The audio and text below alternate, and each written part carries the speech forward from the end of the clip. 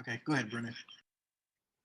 Good afternoon, everyone, and welcome to this webinar called The Net Level of Supplier, the 5 S's of SRM, hosted by Majel Partners and ISM Dallas. My name is Brennan Davis, and I am the Education Chair at ISM Dallas. Please note this webinar is being recorded, and we will have time for Q&A at the end. Tomorrow, all attendees will receive a link to the recording as well as a white paper and a survey. We encourage everyone to take the survey so that we can continue to deliver quality relevant content. Presenting today are Angela Easterwood and Elizabeth Zucker of Majel Partners, sourcing procurement professionals with nearly 50 years of collective experience. After stints in supply management leadership roles at PepsiCo, Yum Brands, FedEx, CDS, and Krispy Kreme, they created Majel Partners, an advisory firm focused on value generation for clients across a wide variety of industries. Among their comments, Lois and Angela have been published in IAMS and Supply magazine and have presented at sourcing committee groups. They serve on the ISM Dallas PO's board as well as a faculty league, where they develop curriculum, the certified professional, and the 5 sub-management professional programs. Their presentation is based on their passion for developing strategic, collaborative relationships with critical suppliers. Using their own experiences and research, they developed the 5 S's of supplier relationship management. With that, I'll turn it over to our presenters. Hi, everybody. This is Angela Easterwood. Elizabeth and I are really excited to be here with you today to discuss the next level of capturing supplier value through supplier relationship management. We're going to organize our discussion today around 4 topics. First, we will set the stage for supplier relationship management, or SRM, and level set on what it includes and why it is even more important today. We will then build the business case for SRM, including value to ensure that your teams are capturing a return on the program. As both practitioners and consultants, Elizabeth and I have helped dozens of companies assess, design, and implement supplier management programs across a multitude of industries. We've seen the good, we've seen the bad, and we've seen the ugly. Through this experience, we have seen that there are essentially 5 foundational elements of SRM. We call these the 5 S's of SRM, and we're going to discuss each of these in more detail today. Finally, we want to talk about some common pitfalls that we have seen over various program builds and implementations. Hopefully, these will help you anticipate and avoid things that may thwart your efforts to implement a program and to see value from it. In a 2019 Gartner study, 62% of what are considered mature procurement organizations said that they were focused on leveraging supplier collaboration as a source of value as their #1 priority. So what is SRM? Supplier relationship management is the practice of creating and managing a governance framework that increases collaboration and efficiency between a company and its supplier segments. It's really focused on value generation and joint visibility to goals, targets, and ways of working.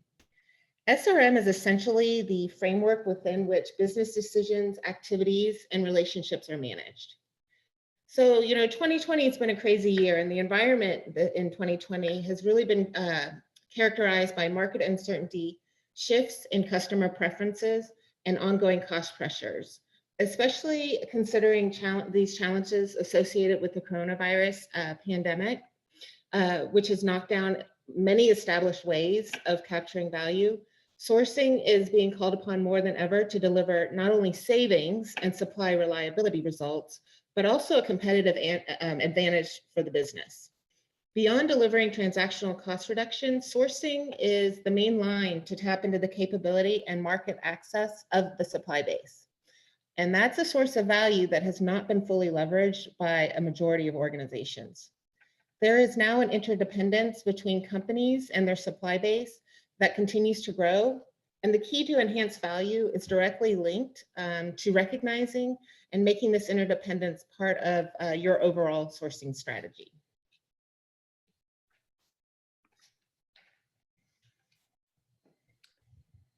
So SRM represents the ability for a company to get the right level of perspective when it comes to their suppliers, in terms of control, in terms of cohesion, and even consensus about how they're doing in terms of their performance. But this done optimizedly requires a multifaceted approach to reviewing supplier performance. And according to the University of Tennessee's Getting to We program, SRM must address supplier performance in 3 areas. When companies only focus on 1 or even 2 of these areas, they cannot fully achieve the full potential from their supplier relationships. So the first and most common of these areas of performance that companies adopt as part of their SRM effort is in yellow, is called operational performance. And this is probably something familiar to most of those on this call. How did suppliers do in meeting their expectations? They're specifically outlined in an SOW or contract. Did they measure up to their service level agreements? Did they deliver the product or their service on time? And did they meet any other expectations outlined in the contract? Did it meet all the cost and quality requirements and also supply reliability expectations? Typically, there are KPIs in this area that are tracked on a regular basis, such as on-time delivery or cost savings, year-over-year price reduction, and suppliers' performance is measured against those targeted levels. Operational performance is, in essence, a focus on the past, as it is a look back at how the company did rather than how they're going to do, how they're doing right now or how they're doing in the future. And understandably, it's a critical area for the business because it is a focus on expected performance. But the second area in blue is more about relational performance. In this area, supplier performance is measured on how the supplier is doing in terms of their relationship with us. How are they interacting? Are they providing the right level of service that we would expect? Are they developing their relationship and are they treating us as a valued client or customer? This can also include measuring levels of trust within the relationship, cooperation, and alignment. And against some things like corporate values and focused goals for both companies, strategic planning and things like that. Performance metrics in this area focus on the present. So how are we doing right now? Are we satisfied with the customer service we're receiving from this client? Are we satisfied with the attention and any other sort of above and beyond service that we're getting? And also, do we trust that the supplier has our best interests at heart and want to work with us to get to a new level of value in terms of collaboration and cooperation and joint sharing? And then the third area is green, and this is called transformational performance. Supplier performance is measured by asking questions such as, do they provide support to help us solve problems where they have expertise that we may not? Do they bring product, service, or general market knowledge that can help give us a competitive advantage against our competitors? Can they collaborate for joint innovation that could drive benefits for both parties? And will they provide risk mitigation plans to help us offset any potential threats? In this area, the focus is on the future. So in other words, looking towards the efforts being made today to develop continuous improvement or collaborative innovation or even risk mitigation with the supplier. And so as you can see, these are 3 different areas for performance. And the risk is to only focus on one area. So for example, if you only focused on, to miss an area of performance. So if you've only focused on yellow and blue, that could potentially result in a lack of perspective about the full potential of the supplier to provide strategic opportunities and joint venture capture. To only focus on the blue and green areas and disregard the yellow could result in a lack of control of critical performance because you're not monitoring them against business requirements and therefore potentially eroding future value that the 2 other areas are tracking. And finally, to focus only on performance in the yellow and green areas results in a lack of cohesion because the relationship health, and either positive or negative, is being addressed and therefore, is not being addressed, and therefore the relationship with the supplier may not be optimal. One of the keys to capturing next level supplier value is to address performance in each of these areas. And while it might seem like a lot of extra effort, as you can tell by potentially neglecting these areas, the results impact the ability to realize the full value from the supplier relationship in supporting what your company's transformational and operational objectives are. All right, so what did Elizabeth mean when she talks about supplier value? We typically look at these 5 value pillars. So when you're talking about measuring all these different types of performance levels, what value can be expected? And so we look at 5 different areas. One area, and probably the most obvious, is value from financial contribution. Financial impact of the business can be increased and more consistently captured because supply agreements reflect current business requirements, as well as considering meaningful performance metrics. So cost structures are improved through collaboration and innovation, and this could be either cost reduction as well as efficiencies, for example. The second area, operational, there are several operational impacts that are provided. When contracts are allowed to lapse or are misaligned with current requirements, there's a lot of operational oversight, which can introduce risk to the business. A formal SRM program facilitates stakeholder engagement, which is critical to ensuring the alignment of requirements, as well as those how requirements are changing, aligning those to a supply agreement terms. A core component of SRM is the documented processes around issue resolution, communication plans, and decision-making ownership. And these enable a more seamless operational outcome for both parties. When we work collaboratively with suppliers, and we're going to give some examples of this throughout this presentation, but it's possible to develop a competitive advantage. That's because we're able to leverage the supplier capabilities, but also focus on innovation and not just transactional activities. All companies have compliance and regulatory standards that they must achieve. So these may be around food safety, drug testing, manufacturing standards, or quality control, among a host of others. Your supplier, as you know, is a key part in achieving and reporting against these standards. So an SRM program puts these standards front and center, not just in the contract. They ensure that these standards are being measured and reported against and achieved. Ongoing performance reviews will enable the highlighting of gaps when they begin to occur, which is really important. Also, as new standards come into place, or as the business has more compliant standards to meet as they expand, these new and expanded standards can be communicated to the supplier through governance forums to ensure ongoing compliance. Finally, another source of value is the mitigation of supply risk. So this is things such as service delivery issues, supplier financial struggles, and compliance to those regulatory standards that we talked about. Measuring performance to both KPIs and contract terms ensures that there's no service creep away from what is negotiated when the supplier is selected. And as new financial targets are set for the business, as we all know has become very common in this past year with COVID, an SRM program will support alignment to make sure that we're communicating, measuring, and achieving these shifting targets.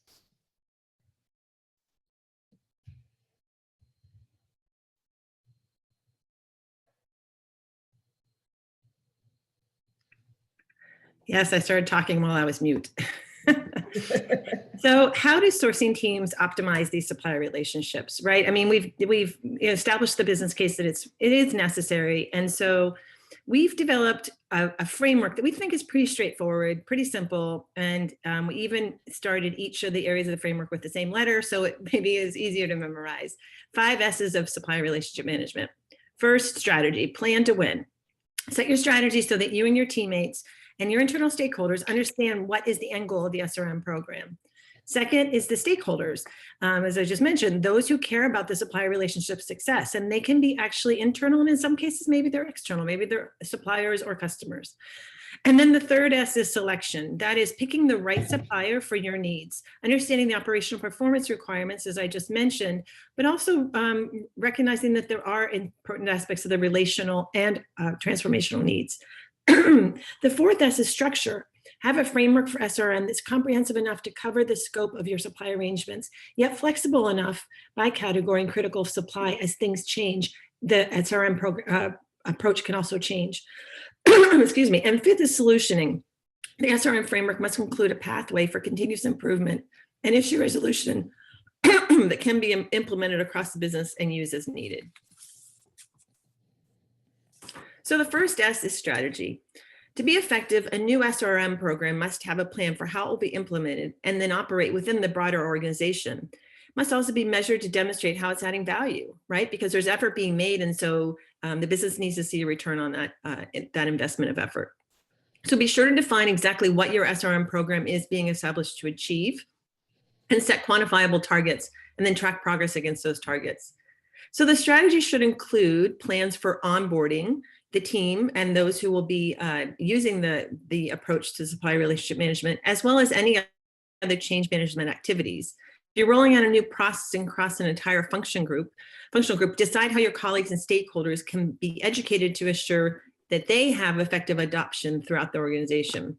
Consider change management techniques such as internal champions to help with implementation and skills development classes, and to assure team members gain an understanding of the fundamentals of what you're trying to achieve and what the program includes. As a matter of fact, there are plenty of organizations out there that actually provide, and Angela and I happen to develop one of them, but to provide something called Certified Supplier Management Professional, so that you have certification and sort of a baseline of skills that's common across the organization. And then finally, the strategy should include success criteria. How will you capture impact across the value pillars that Angela just mentioned previously? And are they cost savings? Are they contract compliance? Is it innovation pipeline growth? Angela and I recently led a project to help a client stand up an SRM framework. And in this process, this company, which is fast growing health company, medical device company, that had developed an amazingly innovative set of products, but they were growing so fast, they developed without a whole lot of supply relationship management fundamentals. And they were actually operating across multiple business units and geographies, but they were getting out of whack with their suppliers and their contracting. We ran an assessment and identified some gaps to assure that everyone understood where the company's SRM was today and where it should be headed based on their growth and the kind of things that they were trying to achieve as a business. We then worked with their internal team to develop a roadmap of how to get to that future state of highly effective SRM discipline. And the plan incorporated multiple workshops to train teams on new activities and tools, and also developing considerations for flexibility within the SRM framework, since some categories of spend at the company didn't need such a deep and complex SRM approach as others might. And as you can imagine, in that kind of an industry, there is a lot of FDA and compliance requirements and government regulations that some categories needed to follow, but others did not. So based on that and making sure that everyone was involved from the beginning, and that includes the C levels, the head of operations, the head of marketing, but all the way down to more entry level buying and purchasing folks. Everyone by the time we were done understood what the plan was for, what we were trying to achieve, the reasons why, and then the sets of skills that they would each need to develop in their roles within the SRM framework. And that definitely allowed for a successful implementation. As I mentioned before, the second S is stakeholder, as these people are instrumental to defining and monitoring supplier relationships.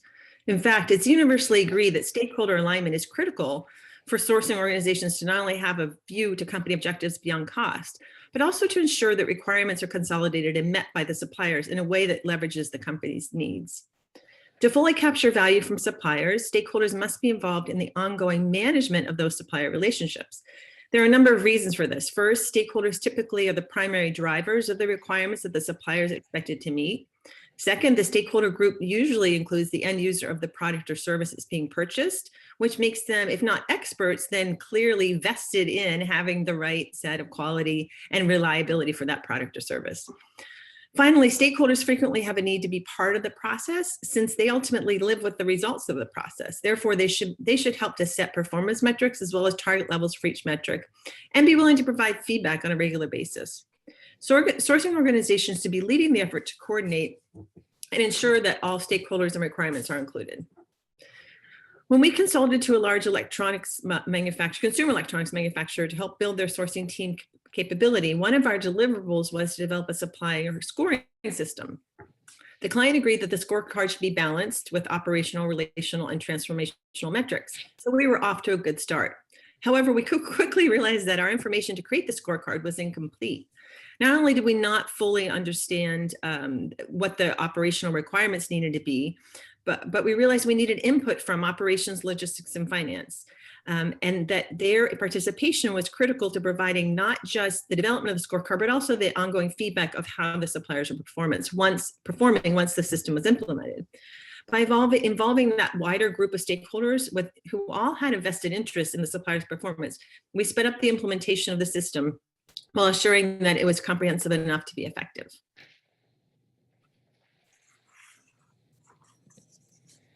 Right. Our third S is supplier selection, because impactful SRM should begin, honestly, even before you've selected the supplier and awarded the business. When conducting a competitive bidding event, we often define our supplier selection criteria. So these are questions such as, does the supplier meet our cost targets? Does the supplier have the capability and the resources and the supply reach that we need? And of course, is the supplier financially sound? These are all very important considerations, but there's more that when we're looking through supplier relationship considerations that you might want to think about as selection criteria. For example, sourcing organization needs to lead the effort across the business to define more strategic questions. So these are questions such as, is the supplier a good fit for our long-term needs? Are there any cultural elements that impact how we will work together? Also, is the supplier structured to support our unique organizational setup and areas of focus? And lastly, can we grow with this supplier? If we're going to enter into a longer term relationship or contract with these suppliers, as business shifts and as we grow, can we do that together? So these broader selection criteria are considering longer term relational considerations beyond individual product or service that's being sourced through the RFP. A company I used to work for integrated supplier selection criteria before they even chose who would participate in the sourcing event. In one case, this restaurant company was looking to set up manufacturing in Mexico for a key ingredient to its menu. So their sourcing of a supplier was based on cost, but it was also based on market proximity to a bulk of its global restaurants. In outlining the technical specifications, food quality standards, and distribution needs due to the perishability of this product, they were also looking to partner with a supplier to share equipment and packaging investment costs. So they were able to identify a supplier without doing a sourcing team activity. And so they worked across operations, logistics, and finance to find a supplier who met all criteria without having to do an RFP. And this was because they were looking for a longer term a partner whose capabilities were beyond just the product or service, but also the longer term growth of the business.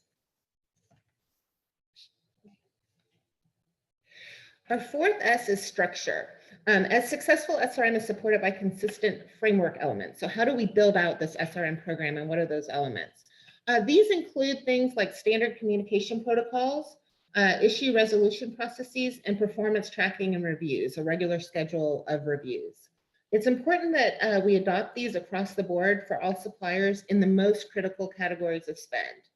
And these elements, they should be jointly defined with the supplier, and they can even be drafted during the contract negotiation phase, as part of either a statement of work or part of the contract. Proactively adopting such a structure to manage the relationship with strategic suppliers is critical to ensuring benefit and growth can be captured, because we have a process in place to do so.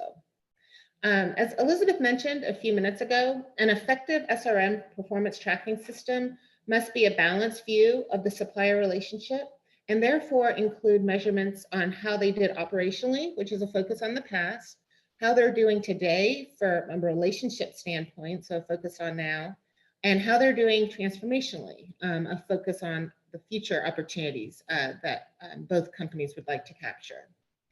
A global commercial real estate company that I've worked with was very experienced in establishing governance programs with its larger clients. This was to ensure that as an outsourcing provider, that they were integrated into the client's organization in a way that enabled seamless delivery and issue management. This provider proactively ensured that key elements such as issue resolution protocols, communication, cadence, and plans, and regular performance reviews were part of their contracts.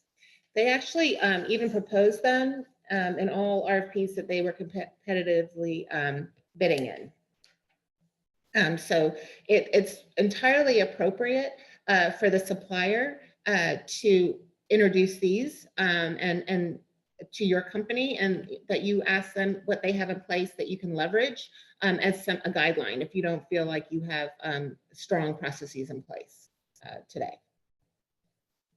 Okay. Our final S is solutioning. And this is really honestly the heart of the SRM program, because solutioning focuses on joint innovation and continuous improvement. So this is where we're capturing that transformational or performance that's in the future. So these transformational activities enable collaboration with suppliers that can lead to sustained incremental value beyond just price or the product or service that they're providing today. The solutioning of the relationship can include things like aligning purchase requirements, jointly identifying improvements to costs and operations, proactively conducting joint development and investment activities, as well as a willingness to consider shared risk and reward. In outsourcing relationships, this also includes trusting the supplier to provide the service in a way that focuses on the outcome versus telling the supplier how to do that service delivery. Trusting that they are better capable of doing the service, and that's why you're outsourcing it to them. So there's a level of trust there. It's through solutioning that a company can truly leverage its supplier capabilities, but this can only be done if the other S's are in place, and that's why it's kind of the final stake in this wheel. We saw an example of this in our work at a large global restaurant company. The company worked with its cheese suppliers to develop a yeast to increase the yield of the cheese production by 30%. This joint innovation included shared investment. So there was shared investment and shared risk. The restaurant company was able to leverage the cheese supplier's R&D as well as their tier 2 supply base capabilities. And the cheese company was allowed to utilize this new process with their other clients, which in turn created a competitive advantage for them.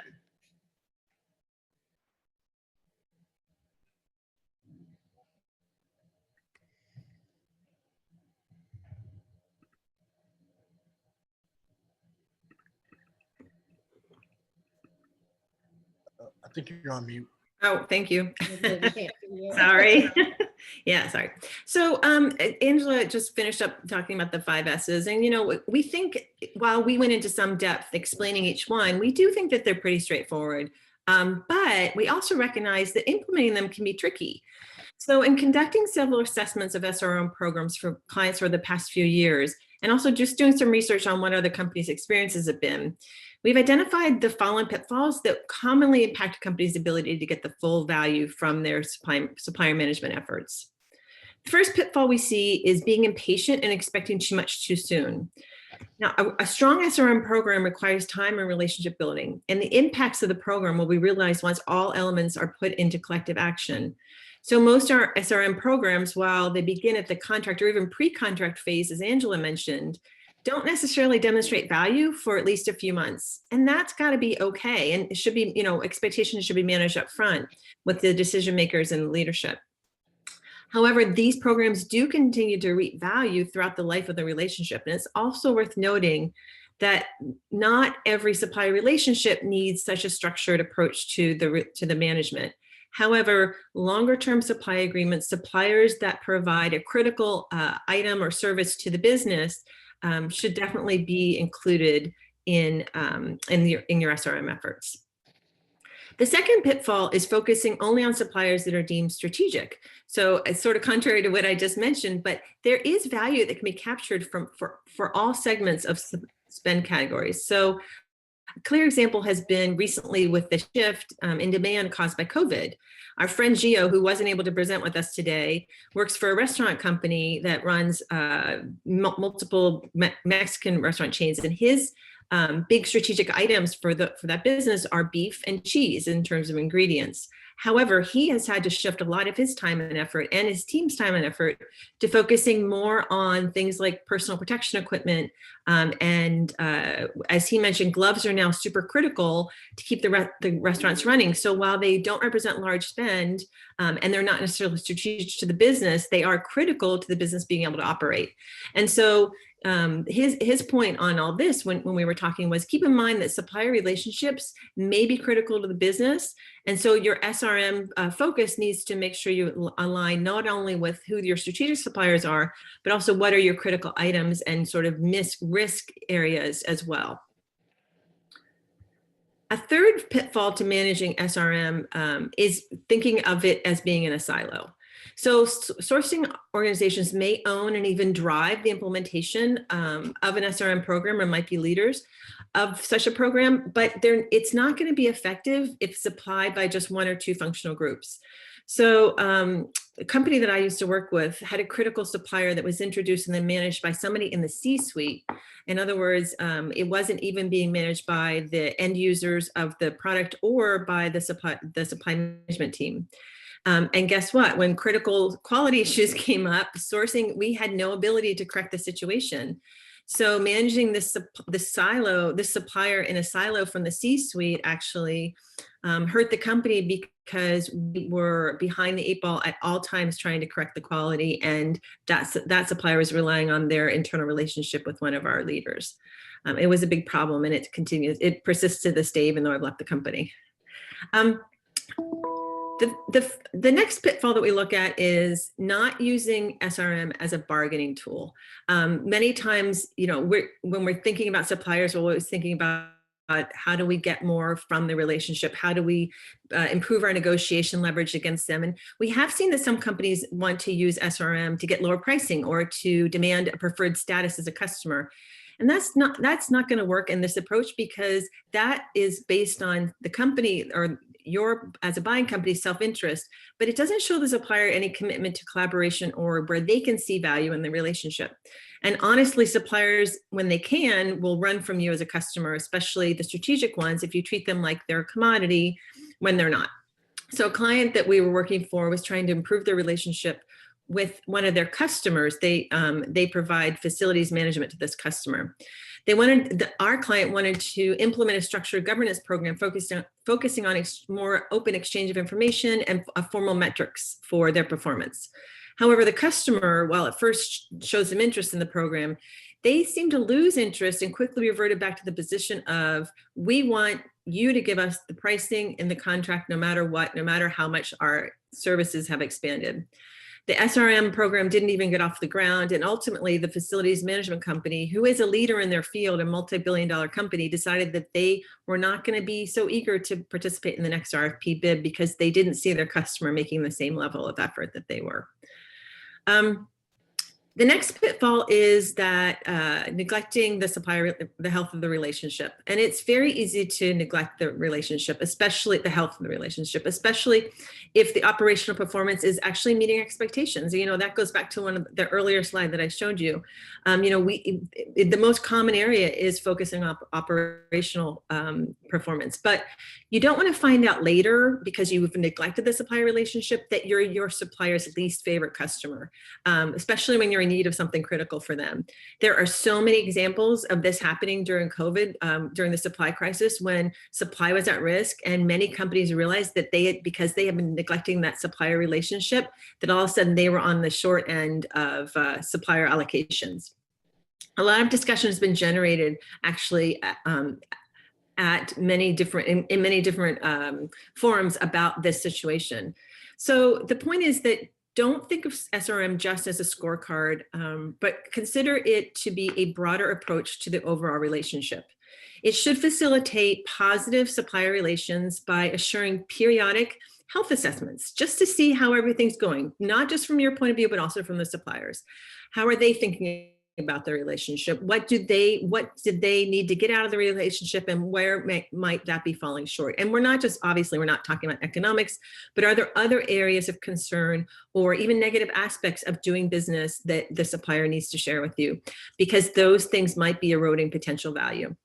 For many suppliers, this also means making the effort to assure that they're seeing it's some type of value from their end. And it's not, again, it's not always about economics. We found that there are things such as advertising or allowing your supplier to advertise that you are a client provides a lot of value to your supplier, but doesn't necessarily cost your company anything.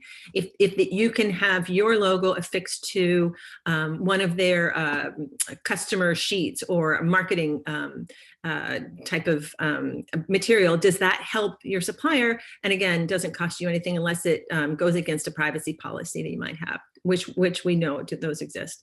But just considering the relationship is going to put you in a much better position with the supplier. And then when you're in these extreme situations, and the supplier is seeing that you do care about how they do in working with you, we think we're going to see a lot more positive outcomes. The final pitfall is assuming that an SRM program is a one-size-fits-all, and this couldn't be farther from the case. Certain suppliers are going to be more strategic to your business, and as I said earlier, because maybe what they provide is critical to your operations, or maybe it represents a higher spend, or even maybe it represents some type of intellectual property that you can't buy from anybody else. But whatever the reason, these suppliers do require a deeper SRM effort and commitment. But there are also things that you can do for non-strategic suppliers. So activities may be lighter, might be focused more on shorter term value for both you and the supplier.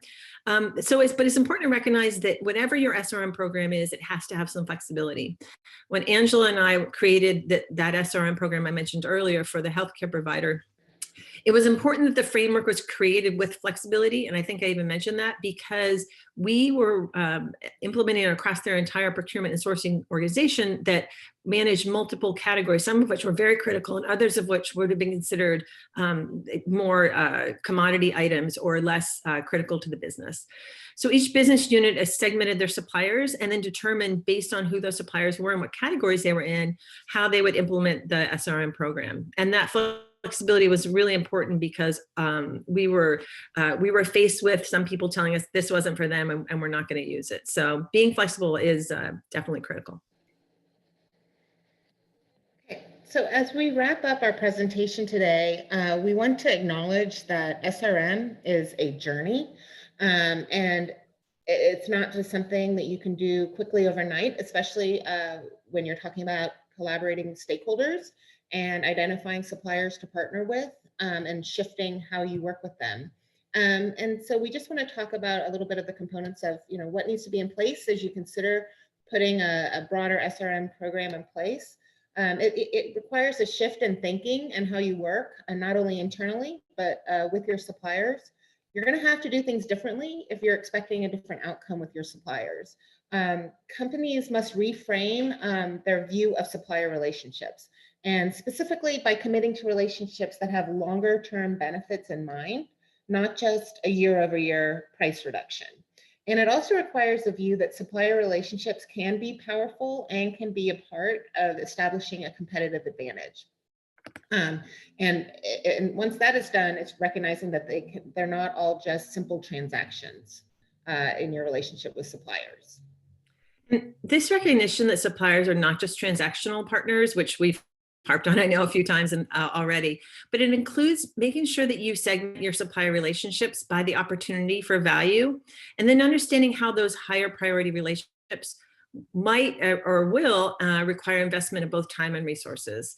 So your SRM program should begin with an exercise looking at specifically those supplier relationships and the segmentation, and then based not only on the amount of spend and criticality to the business, but also on the opportunity for growth and potential for risk mitigation that the supplier relationship presents. And then finally, on collaborate, your company must be open to collaborating with suppliers. And I say must, it doesn't necessarily mean a formal partnership, but your key stakeholders must have a view to the opportunity for joint value. So this requires a certain level of trust so that activities with the supplier can become aligned and also potentially joint managed on both sides, but also that at the end of the day that you're seeing value from the collaboration and the supplier relationship efforts. Sorry. So just to wrap it up here, we know we've given you a lot of information, but we also feel like value-focused SRM is within your reach. If you implement each of the 5 S's sort of as, I think about them as a foundation for your supplier governance. And the type of supplier and significance to your company will dictate the level of effort and investment you make to develop the SRM program. And while some effort is required to put each of the 5 S's into place, and we recognize that, and then drive their consistent use by the organization, the result's going to be a new level of sustainable value from these suppliers. Your return on investment should far exceed your effort as your suppliers work with you to develop healthy relationships that support both your operational and transformational objectives.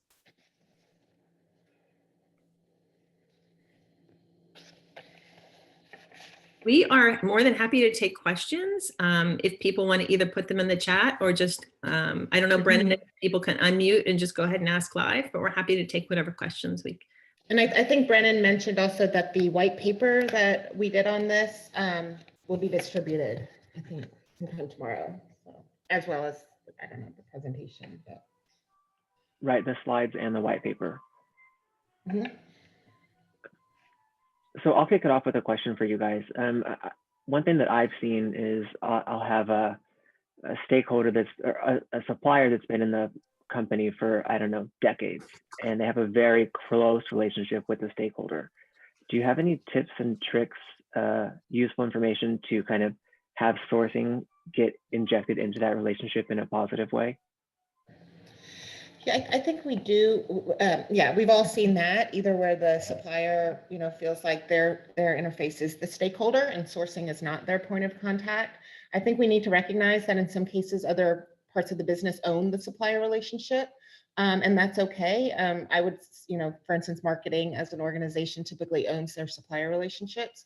But what I think sourcing organizations can do in that case is have this approach and this framework that they leverage across and apply across supplier relationships and work with that stakeholder to ensure that that supplier relationship has the proper metrics, that they're performing to the metrics that matter to the business, that their contract is current, and again, that the proper metrics and communication protocols are in place. Because again, if the supplier is performing well and has a good relationship with somebody within the company, I think that's really the end goal. And so if sourcing can apply a standard approach through SRM to structure that relationship, that's kind of the starting point, I would think, for sourcing.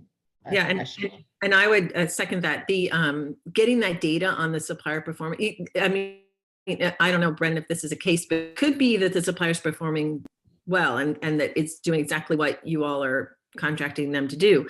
So, but having some type of official performance metrics in place and then proving that out or not is what you're going to need to either confirm that the supplier is great, or maybe you will need to go out and try to if you've identified poor performance, then maybe it will be a chance to go talk to the stakeholder about finding other sources of supplier, considering other options.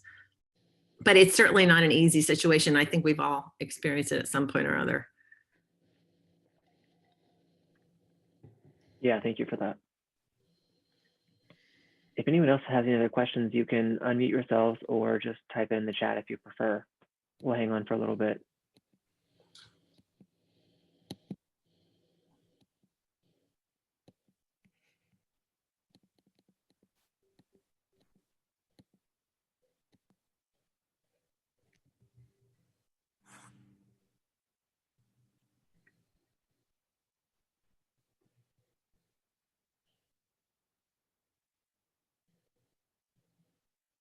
Well, as we wait for any final questions to maybe come in, I did want to reiterate, thank you both for hosting this very helpful and informative webinar.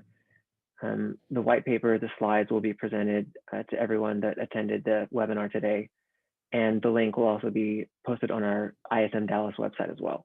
It looks like we don't have any other questions, so go ahead. No, okay, well, looks like we don't have any other questions, so I guess we can wrap up early, give you a few minutes back. Thank you again, everyone, for your time today. We really appreciate this, and Majel Partners for hosting jointly with ISM Dallas. Thank you all again, and hope you have a good rest of your day. Great. Thank you, guys.